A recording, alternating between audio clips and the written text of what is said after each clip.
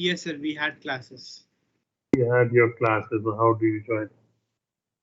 So what's the situation now? Are you still online or have you come down to the campus? Sir, it's running online, sir. The classes are online, but have you come down to the campus?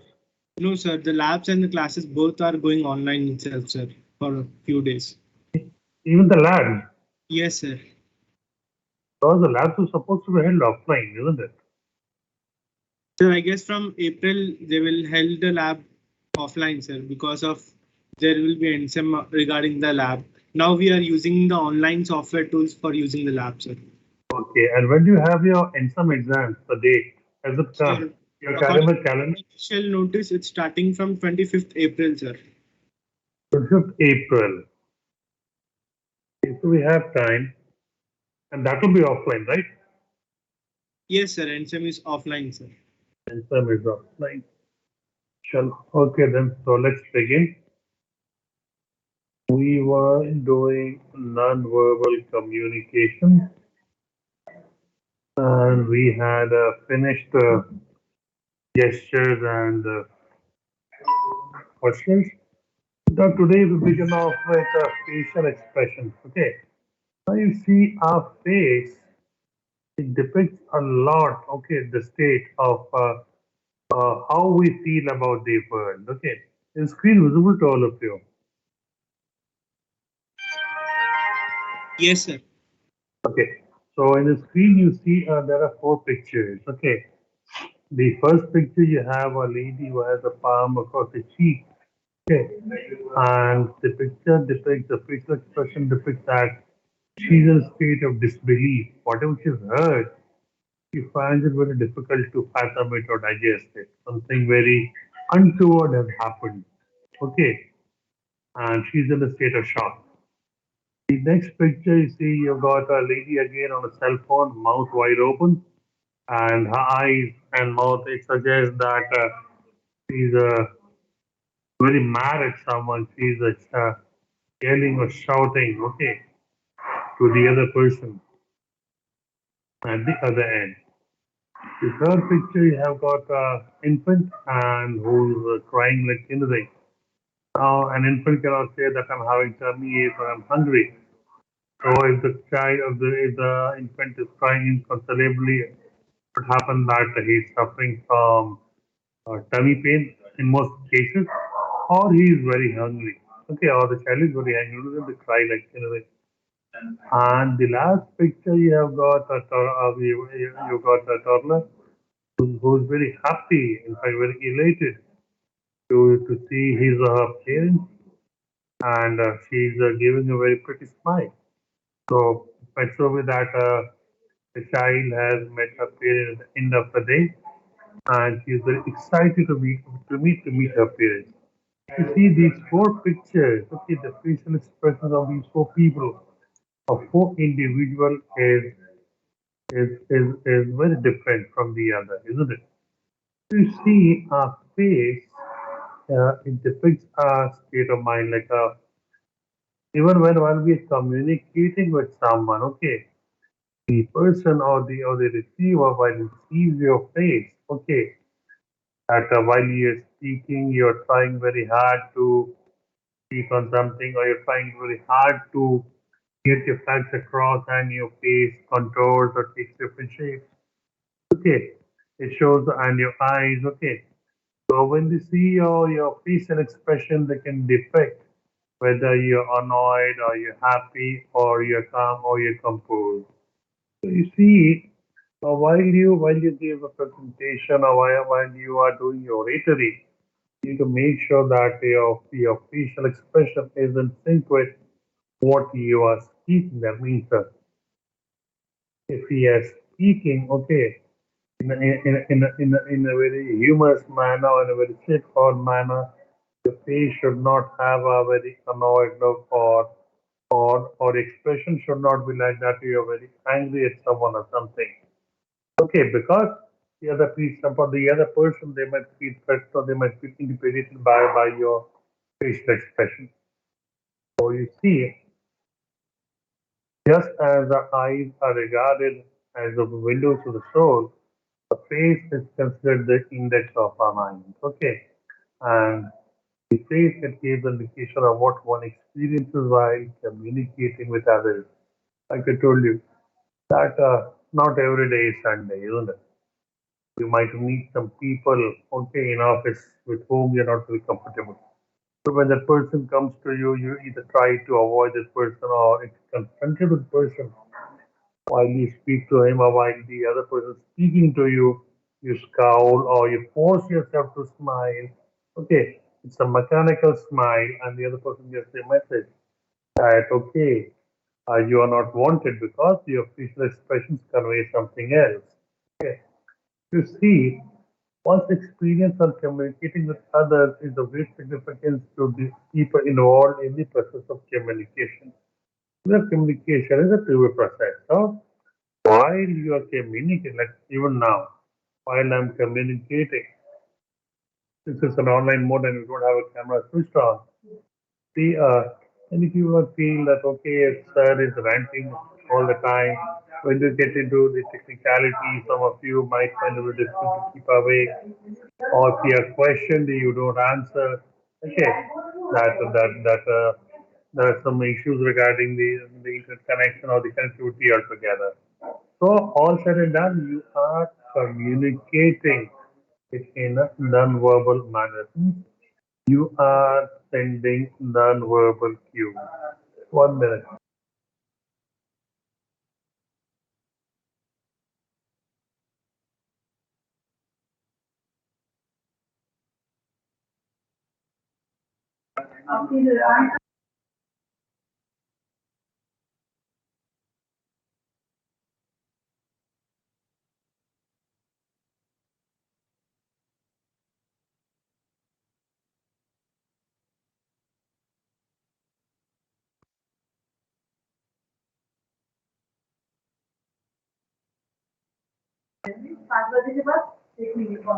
So you see, there are some points like while you're communicating, make sure you don't have a frown on your face.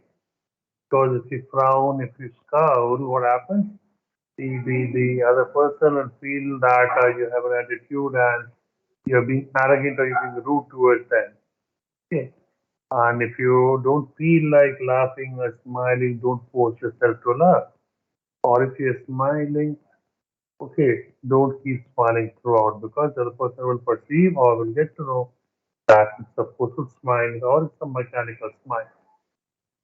While the other person is speaking, don't raise or arch your eyebrows. Okay, that suggests that you find it very difficult to believe what the other person is saying, or you don't trust the person.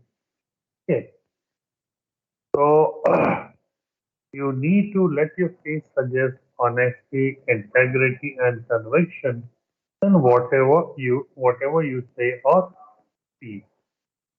Okay, in whatever you say or speak. So make sure that you exercise caution, you're honest with yourself, and you are honest with the audience in providing them answers or solutions to their queries. Fine. So the facial expression, see, it's always not me, but it always portrays the actual emotion felt and accurately accompany the speech. If you're angry, your tone will take a different beating. You might go all red in the face, okay, or you might sweat like anything and find it very hard to communicate with. You might communicate with gritted teeth, okay. You see, facial expressions with other body language and verbal components might contradict the verbal expression, thus giving the real message. So while communicating, you might have mean something else, but your facial expressions might say the other way around you. Okay. But you see, today what happens is that people say that you cannot control expressions. No, it's not true. See, today people, okay, they are trained to hide their expressions. In the case of the TV and the movie actors, okay, they know how to control the emotions. Okay, when you watch a movie at one first second, find the person is laughing, whimpering, he or she is angry again. The next moment, they portray a different emotion. Similarly, if you go to a circus, you watch the clowns. Okay, once upon a time, they are laughing gleefully. Okay, and then suddenly they're sobbing, they are weeping, they are shouting. Okay, you see, many people they use this facial expression as a tool, as a tool to to exploit you emotionally. The politicians today, okay, they know when to put on a blank expression, okay, or when to cry, or how to control their voice modulation, so that you are emotionally fooled to believing that they are really concerned about you. Okay, so these expressions they also serve as source of positive or negative feedback from the receiver. As the face has the capability to produce messages of very high quality, those the meaning might be identical to the expression. Okay, and you see your facial expressions are open to various interpretations by the receiver. Why?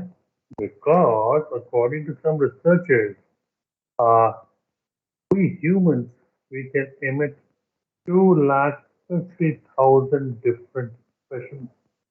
Okay, the human face can display over 250,000 expressions, and you can control these emotions.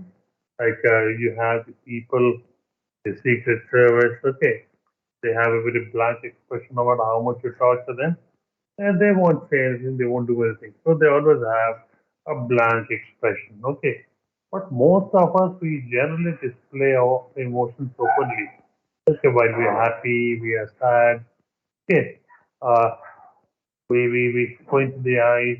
If you're nervous, we swallow nervously, smile broadly. Okay, these are voluntary and involuntary facial expressions supplement or entirely replace the verbal message.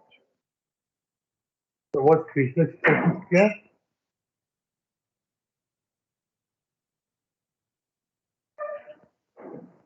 After facial expressions, we have the eye contact or oculesics. Okay, so I said that you can uh, hide your facial expressions. If you can master the art of hiding your facial expressions, what you see, your eyes, okay, they tell the truth about you. Okay, you must smile with your banana. Supposing you go for a photo shoot and you're smiling broadly, but when the picture comes out, your eyes, they might tell different stories of how cruel a person you are, or how honored you were at that point of time. Because eyes are the only thing which cannot be replaced or which cannot be mastered. Okay, and we see many times if you're trying to lie or if you're trying to evade a situation, people counter by saying, look me in the eye and then speak. And then what happens? You find it very difficult to maintain eye contact with the onlooker. Okay, so here also, while you are communicating, okay, it is imperative that you maintain an eye contact with your audience. Okay, many people what they do is that who have this attitude problem while they communicate, they look towards the wall, they look towards the floor, they look towards the door, but they do not maintain eye contact with the audience. And many times the audience will feel that you have an air of superiority. Okay, and not only that, while you interact with the audience, you need to make sure that you keep your eyes moving across the hall, and the eye is not fixated only in one direction. Like what might have happened that while you went on the dais to for a presentation or to give a lecture or to present something, suddenly when you saw the sea of people before you, all looking, all trying to size you up, it suddenly became very nervous. So you might have prepared a beautiful speech for that. But since these people are trying to size you up, you suddenly become very nervous. Okay, and try to evade their glare, or you find it difficult to maintain eye contact with them. Now what happens is that it ruins your performance. So no matter how well you have drafted your speech, the moment you speak and you look up to meet the eyes of the audience, they find that they have got a very uh, direct gaze which is staring at you like this and defining it difficult to believe, understand what happens. You shift your eyes towards the other part of the audience. You find that the other part, okay, and got a much soft eye contact. You always look towards them. That way, people feel that you are trying to evade the entire audience and you're trying to run away from it. Okay. She says that oculometrics is the way eyes are used during a communication exchange, and it may include eye contact or the avoidance of eye contact that I mentioned. And it is a direct and powerful form of non-verbal communication. Because the eyes also you can give a hint to begin something or to end something. Okay. Red stare of the center of a conveys candor, that is frankness and openness. It elicits a feeling of trust, and downward glances are generally with modesty. A major feature of this communication is that you can convey emotion, signal, when to talk or finish, or maybe even inversion. The frequency of contact will suggest either interest or boredom. Like while you're communicating with the audience and have an eye contact, and the people, wherever you look towards the audience, they try to avoid the eye contact. They look towards the clock or they look towards their wristwatches. Okay, you get a feeling that people are feeling bored and they would like you to get on with it as soon as possible. Okay, so eye contact is one of the most noticeable non-verbal behavior which affects the credibility. And the old adage, or the old saying, eyes are a windows to the world. And similarly, the eyes can be the windows to our credibility. On this side, however, I want to discuss that as a professional speaker, always try to look into the eyes of people in front of you. At times, the crowd of our faces may be huge, and we may become very nervous and thus start avoiding eye contact. If one begins to avoid eye contact at a very high, that it might ruin the impact of a well-written speech. Okay. Similarly, it's not only the audience that you get to, when you go for your job interview and you do not maintain eye contact with the recruiter might have feeling that you're trying to hide something from the recruiter, and they might begin to grill you like anything. Okay, so speakers do not look to the eyes of the listeners in meetings and other discussions also like include the credibility. Okay, so what are the tips for eye contact? See, you always need to maintain good eye contact with the listeners. What do you mean by good eye contact? Means that while addressing a large gathering, you need to make sure that you look in all directions. That means the audience is not sitting only in the one place, but they are scattered across the hall. So you either uh, keep on turning your neck from one direction to the other, or you might need to walk on the dial so that you can have a view of the entire audience sitting in that arena. Okay. While others, you need to be a good listener. Listen to them carefully and try to understand the non-verbal signals or cues they are emitting. What are they asking? Is it related to what you have spoken? Or are they asking questions just for the sake of asking? So while they ask you, they facial expressions might differ. That are they mocking you or are they trying to tell you that you need to wind up? Okay. So you got to be very careful and alert to read the non-verbal cues that come from the receivers. Now, India. giving a feedback to you. Again, while having an eye contact, always feel warmth for your fellow listeners and speakers as you improve your eye contact with them. So instead of maintaining eye contact to give them a very cold look or a cold stare, the other person would not like it or he would become very nervous and the entire presentation, okay, would be deemed to be ineffective.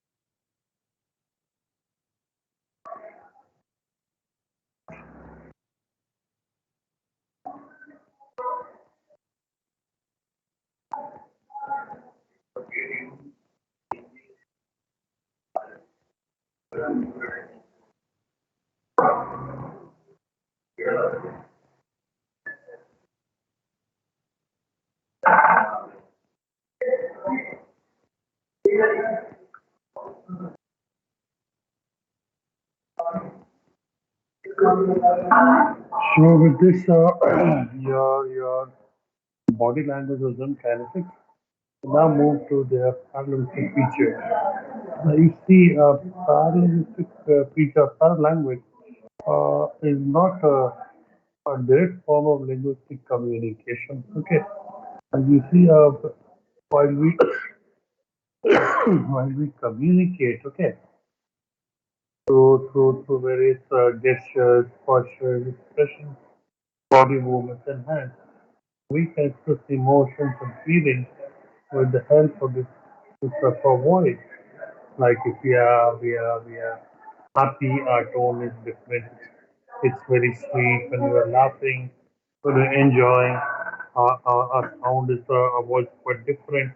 But when we are crying or shouting, okay, or groaning, or when we are hurt, our sound takes a different beat altogether. In fact, when we speak as also, okay, our tone or our speech It gives us a hint about the gender, the geographic background, your age, and even your level of education while you speak or while you present.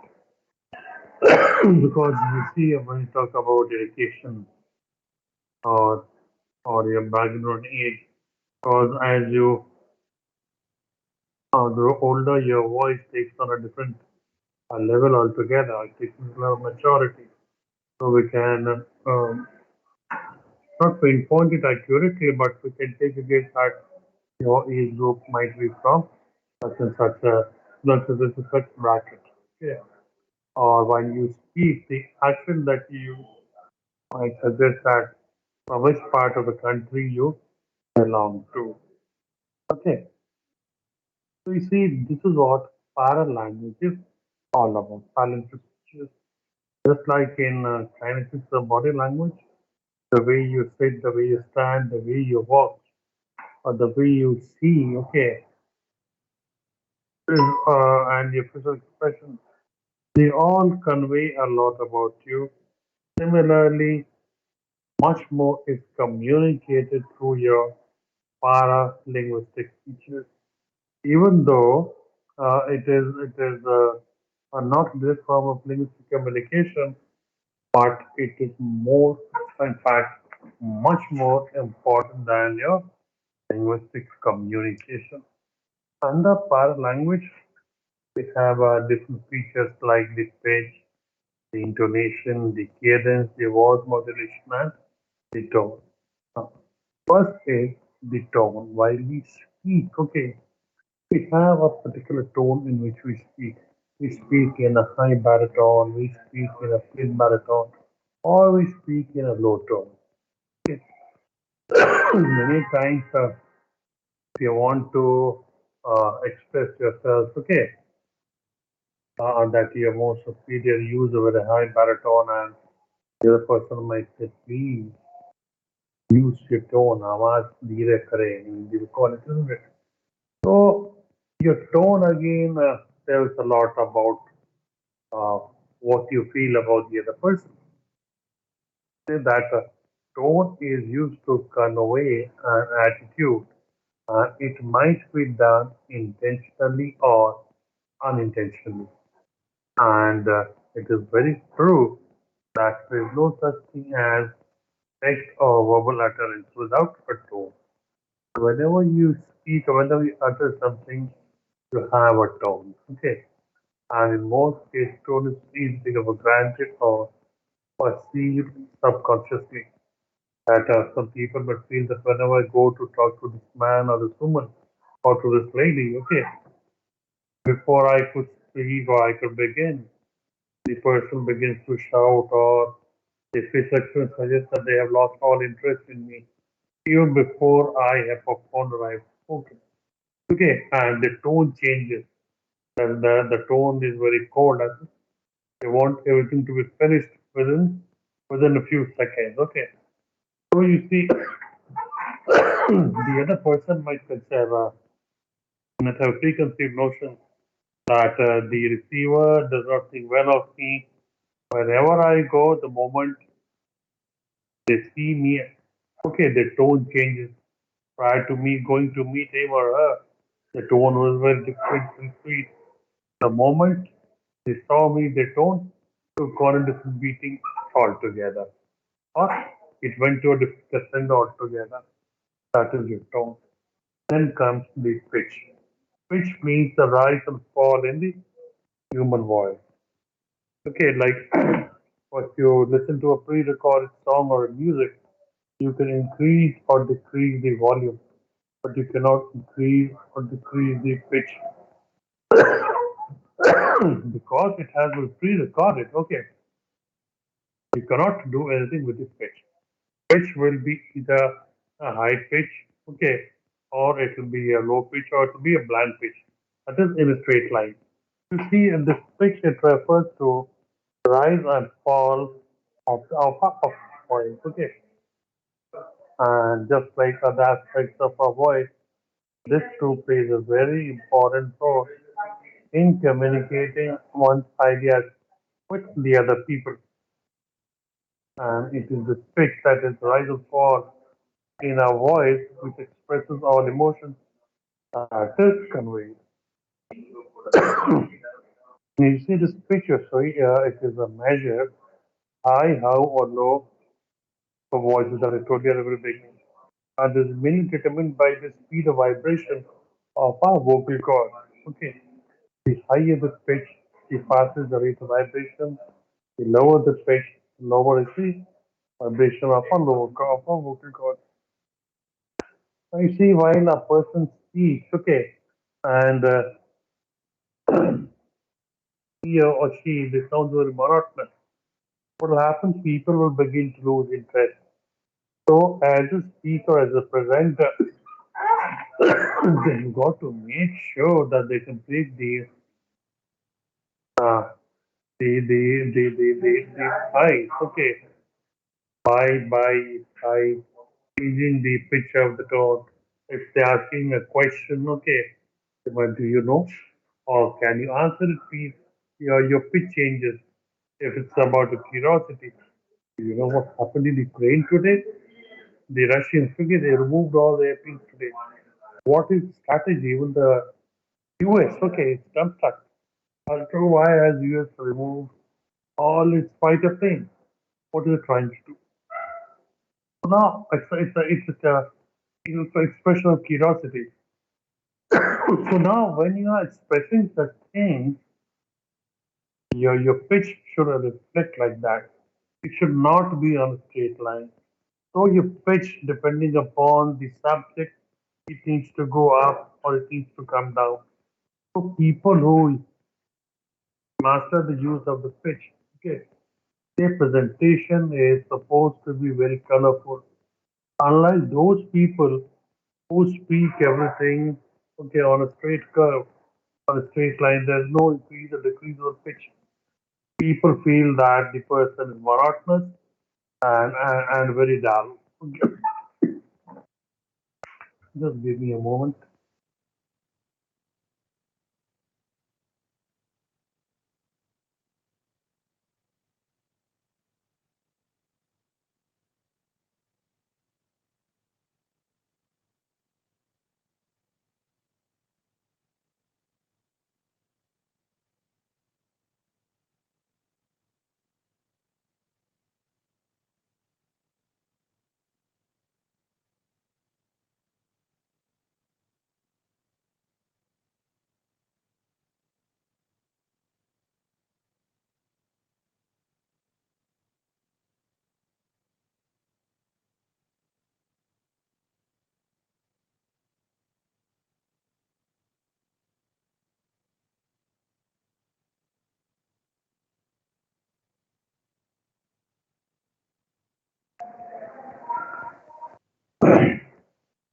So now, see, the pitch of a communicator's voice usually varies depending upon the subject, and a change in the pitch is expected by receivers, and a change makes the communicator more colorful and dynamic.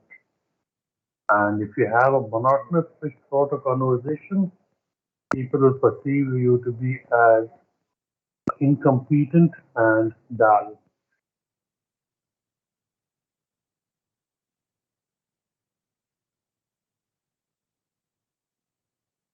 But we have the intonation patterns now. You see, these speech therapists, okay, or linguists, they chart our intonation patterns. Okay, how we speak, how we utter a particular syllable or particular word, are we drawing on it, are we pushing it, are we pulling on it, and they mark it. Okay, these on a chart. So suggest the rise and fall of it, and how we speak out a particular word. Okay, so you see, intonation is done by which we refer to the patterns of sound that is evident in every utterance. Are you speaking? Are you soft, or are you sounding very harsh, or are you very shrill? All your the air that flows through your vocal cords. Okay, it changes. Okay, how you speak and your intonation is marked on this chart. Okay, you see, sometimes monotone is used to imply an absence of intonation. Whenever we speak, okay, we might stress on a particular word, or we might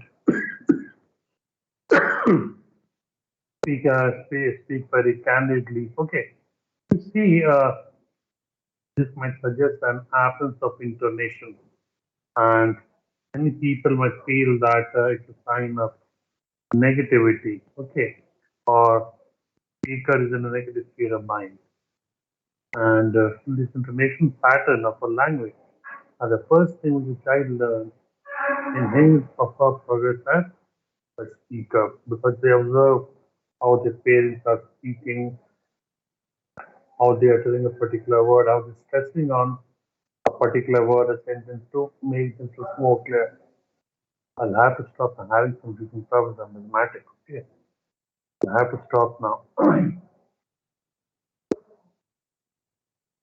Just for today, okay?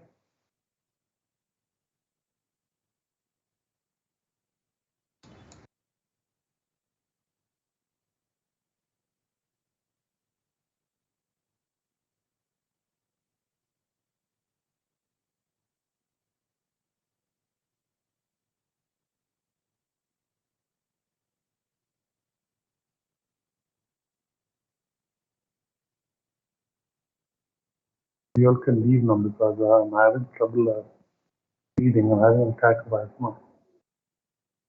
I have to take some medication for next time. You all can leave. Thank you. Thank you, sir.